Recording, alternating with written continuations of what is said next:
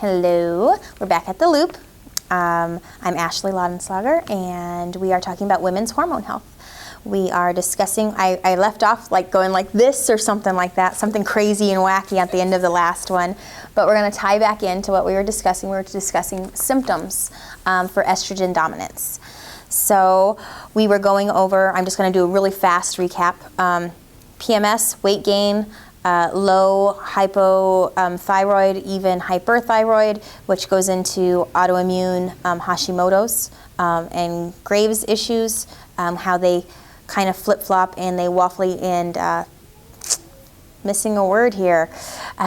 They go over and they connect the types of symptoms for both things. They intertwine on those. Headaches, sex drive and libido, depression, and depression also goes along with a lot of other autoimmune diseases. Oh, I see how this video is going to go. I'm going to be stumbling a lot, so I apologize. Let's see, fibromyalgia effects, chronic fatigue, fibrocystic breasts, infertility, postpartum depression. That's where I left off, was postpartum depression, how it is not normal for your body to experience such drastic hormone upheaval. Yes, your hormone has to regulate itself. Yes, you just had an inundation of progesterone your whole entire pregnancy. Yes, you just lost that whole influx. But we can hear Sophie in the back panting. She was playing outside, just so you know. There's nobody breathing heavy. It's actually the dog. So let's see here. You started when you talk about sex drive. Funny. Okay, let's see. But postpartum depression, being your natural, your body's hearing the dog. This is just funny. I'm blushing even. I'm laughing so hard. Okay, focus. All right. So when your hormone levels are trying to restabilize and you're trying to get back in the mix of things, and yes, you're going to have, you know, your estrogen is going to be a little bit high at that time, but it should stabilize quickly. It should, your body has a natural order of things. It has its own support system inside. If we can just depollute it from the outside and bolster it up on the inside, postpartum depression should not ever happen. But once again, since depression kind of is a symptom of estrogen dominance, it only makes sense that postpartum depression would be very prevalent, because all of a sudden you went from having almost your right amount of progesterone to equalize with your estrogen. It's not that your body, your estrogen was so high, and then when you got pregnant, it brought up your progesterone, because your body always has extra progesterone during pregnancy. So then your body was like, woohoo, this is awesome. You actually can see a decline during pregnancy of autoimmune issues too. A lot of things kind of stabilize because your other hormone levels are in their equal spot. So that's really cool how that happens. But the second that you're done with your pregnancy, some people who nurse can have their postpartum depression delay a little bit, but most of the time it's only delayed, depending on how bad your body is depleted in nourishment and everything else in stress inside your body anyway. That makes your hormone balance just, and there goes postpartum depression. It shouldn't happen. So that's another symptom. Let's see. Can you say a little bit about adding progesterone to combat the symptoms of postpartum depression? Absolutely, absolutely. I'm going to be getting to that here in just a little bit. Okay. Yep, we're going to be talking about different types of progesterone creams and oils, and what you can do to bolster your progesterone levels. Let's see, uterine issues. Okay, and I don't have my glasses on. I didn't wear my contacts either, so I'm like, uterine issues, incontinence, things like that, cysts, you know, when your uterus leans and tilts and stuff. That's why I said incontinence. You guys probably didn't connect those dots. Sorry about that. But things not being where they should, things not bouncing back the way they should, your cysts on your ovaries, endometriosis. I mean, there's fibroids inside your uterus, not inside your cysts. That was just silly. Those things things that lead to having a hysterectomy. Things that are, oh, you go to a specialist and you go to a gynecologist and they're like, we can't quite pinpoint what the problem is in here, but, and then there are, you know, and there are more, there's 76% more, and this was a few years back, so it might be a little bit different now. 76% of the hysterectomies in the United States are unwarranted. There are more of them than there needs to be. They are much more prevalent than the doctors trying to go through and finding out the problem and solving the problem instead of just saying, oh, let's just eliminate the problem. Well, they say it's a problem, but really it's just a symptom. So they've eliminated a symptom but didn't get rid of any of the problem. So, if you've got issues with this, it's estrogen dominance related. It is amazing at how much your hormones can affect all of that. Let's see. This is a crossover also. That's the word I was looking for earlier, a crossover. I said something like waffle or whatever. I don't know. I'm hungry. But another crossover of estrogen dominance is from autoimmune disease also, from Hashimoto's, from your thyroid, is your gallbladder. Wow. I know. Wow. A lot of people don't know that. They You just said that before, didn't you? In our first talk, I had mentioned the And I gallbladder. still am just like, really? It blows people away. If you have gallbladder problems, if you have thyroid problems, okay, a lot of people don't know that they have thyroid problems. A lot of people don't know that they have estrogen dominance. They don't know that, their cycle being messed up is a huge, huge red flag, and they have gallbladder problems. Well, your gallbladder, when you go to the emergency room or something because you're having these massive pains, and they see that you're having gallbladder problems, well, gallbladder is usually, okay, I'm not going to say usually, I'm going to say in every single study that I have seen, gallbladder is a symptom of something. Oh, wow. It is a massive symptom of autoimmune disease, and it is a massive symptom of hormone imbalance. Wow. So that, Wow. yeah, it's huge. It's a big thing that people are like, what? I don't understand how my gallbladder could be affected. Do the research, guys. Remember what I said the first time. Do not take my word for this. You need to be proactive in your health. You need to be proactive in your body. And don't take my word for it. Do the research. You will find the connections. A lot of doctors don't know these things because they specialize in one field, or they're a general practitioner and they know a lot about, they know a little about a lot. And if you aren't honing in on the newest research, on the newest nutritional aspects even, because a lot of, med school doesn't really focus on nutritional aspects and whole body wellness. And if you don't have a pharmaceutical rep coming in trying to give you something for, how are you to learn more? I love our doctors and I love our caregivers. But if you are not pursuing this actively and doing more research, you don't know. They don't know any more than you do. And you have peer-reviewed medical studies, you have PubMed.gov, you have resources at your fingertips to see where these studies are coming from and how these things relate and how it goes together.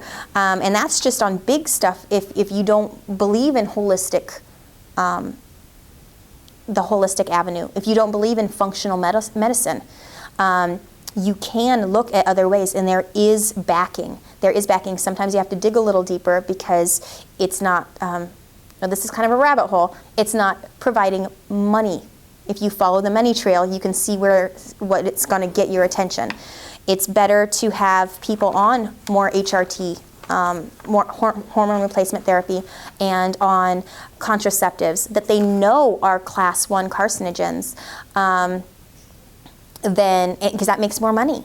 So I'm going to just go off of that because that's way different, and we could lose too much time in that. Okay, let's see. Another symptom, and I've mentioned autoimmune disorders in all of this, in all these symptoms. Oh, and this relates to this autoimmune disorder. This relates to this autoimmune disorder. Autoimmune disorders in the gut. It all starts in the gut. And your progesterone and your estrogen it's amazing how that they call your gut the second brain. And there is a reason for that. If you have autoimmune disorders, they start because of permeable gut. It has been proven. It is an amazing thing. If you have one, it all stems from, what passes into your body and what your body regulates and reads into. There are other factors that contribute to it also. But if you have got an autoimmune disorder and your gut lining is already compromised, you are already bombarding your body with so much stuff, and your estrogen and your progesterone, those two also cross over for infertility. And I had kind of touched on that last week, but that's something also that can be looked into at great, great length. Acne. Acne is huge. Now, you think of puberty. Okay, and the hormones are going whoa all over the place, and boys and girls alike are just breaking out all over the place. Well, I actually have more acne as an adult than I did as a teenager, and that's because hormone levels. I noticed that in my own personal life, I touched the microphone, that probably just went all over the place. I'm sorry, but in my own personal life, that there are triggers. I can tell when I started watching the foods I eat, the beef. I talked about the beef, about the whey protein, about the chemical components that your body absorbs, the BPA. Just learned like 5 minutes ago how BPA lining on receipts at the grocery store. Did not know that. That just like blew me away. That's just amazing. You've got all the stuff that leaches, all the chemicals that go into our body, the faux estrogens, so many faux estrogens. Your body is inundated daily. Scent, those air fresheners, people wonder why and think, oh, it's all in your head, it's all in your head. Well, you get headaches. Somebody's perfume gives you a headache. Have a family member who gets massive headaches from any kind of scents, any kinds of perfumes and dyes and anything like that. Massive headache problems. These things are triggering inside your body. They are dysregulating all of your whole body's system to be able to compensate for this. Your progesterone is off kilter. Your estrogen is way up, and we're just feeding it and feeding it and feeding it, and it just is getting higher. So the discrepancy is huge, and we're not bolstering our progesterone to make up for it. And I'm not saying keep eating all the estrogen you want as long as you have enough progesterone. That is not what I'm saying. You need to decrease your estrogen. You need to increase your progesterone, and to have a good balance in a normal range. Okay, I don't like the word normal. I shouldn't say normal, because nowadays doctors say, oh, that's normal because it's average. Yeah. But just because it's average and common doesn't make it normal. I have said that before. I don't know if I said that in the last talk, but just because it's normal for women in the United States to have all these symptoms does not mean it is natural, and it does not mean that it is okay. Let's see. Skin disorders, along with the acne, because things that are inflammatory can make your acne worse, stuff like that. There's little things that you can combat your symptom of your symptom. I know sugars are inflammatory. Tomatoes for me are. I know if I've eaten too much of something, it will make my skin break out because it's aggravating my already present condition. It's not getting rid of it, though. Getting my hormones balanced is what gets rid of it. Making sure that I am equal on that. I'm just, cutting out sugar, okay, is great for everybody. But say that, I want a chocolate bar, and I know that I'm going to break out because of the extra sugar content. If I take out that chocolate bar and never have it again, all I would be doing is putting a Band-Aid on a Band-Aid.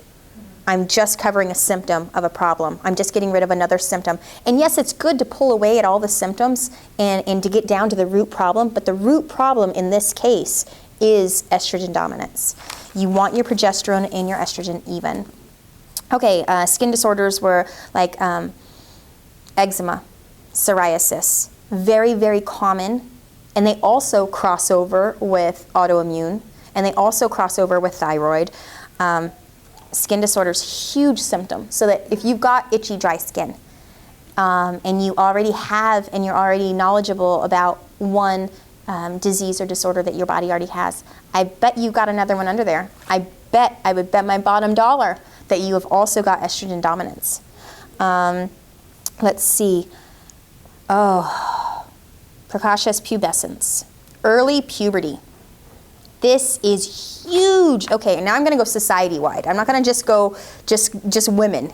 I'm going to go all across our entire nation. We have got boys getting boobs at puberty. We have got girls starting their menses cycle earlier and earlier. Now, girls are starting it at 7 and 8 years old. That was actually 3 years ago that they were saying it starts 7 and 8 years old. Most girls, on average, are starting between 9 and 10. Oh my gosh. On average? Your body starts its cycle when you are ready to become a mother. These girls are girls. They are still little girls. We thought it was pretty amazing in the 60s when the early 60s, late 50s, when these girls were starting their periods between 12 and 13. We were like, "Woo!" You look back on it, and that was pretty amazing. That was pretty out there because girls started later. They generally speaking, about marriageable age way back when, 15 to 17 years old. That was when puberty was finishing up. Okay, now our daughters are done growing in height way earlier than they used to be. The puberty is starting earlier, finishing earlier. It used to be just 30 years ago, they said that, hey, a girl can keep growing and gaining in height until she's, almost 18. I know me, I stopped at 14. I was done. I was done with everything by 14, and I was the late bloomer in my family. Wow. I'm talking full cycle of puberty. I'm not talking just about menses. All right, so boy boobs, it makes me sad. And there's no nice way to say it, and that's what I call them, just BBs. They are called breast buds. When a girl starts her cycle, and all of you women know how that goes, and your nipple gets larger, and it gets sore and tender, and you can have boys now because of their diet, and it's because of their diet and what they're putting on their skin. It's from the body wash, it's from the lotions, it's from the stuff, because boys at age 11 and 12 getting horrible acne and getting breast buds. Boys that are super, super thin too. It's not very uncommon when somebody with a little bit of weight develops a little bit early. Now, think back to my last talk. Why do you think that is? Fat creates and stores estrogen. It's the cycle. So somebody a boy or a girl, a little bit fluffy, how many? Sorry, it's 1.5. Really?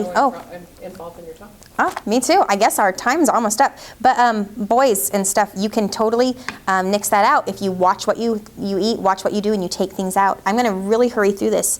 Cancer, I've already talked about this. It's the number one cause of breast cancer. Estrogen dominance is the number one cause of breast cancer. Negative menopause problems. We've discussed, postpartum depression, regular depression, PMS. I kind of touched on menopause with PMS a little bit, but menopause, you shouldn't have all that. Now, I'm going to really shove in there quick. There's a difference between progesterone, progestin, and bioidentical progesterone. Okay, that is a big, huge thing. You can give yourself things to bolster your progesterone. You do not have to be deficient in progesterone. You still need to bring down your estrogen, but you don't have to be deficient.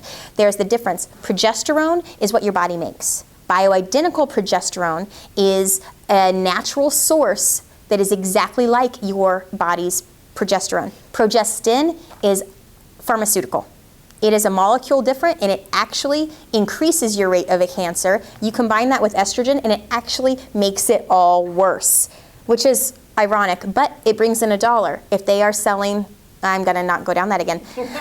Okay, so that is what we've got. There are ways to do it, progesterone cream and oils. Have a good day.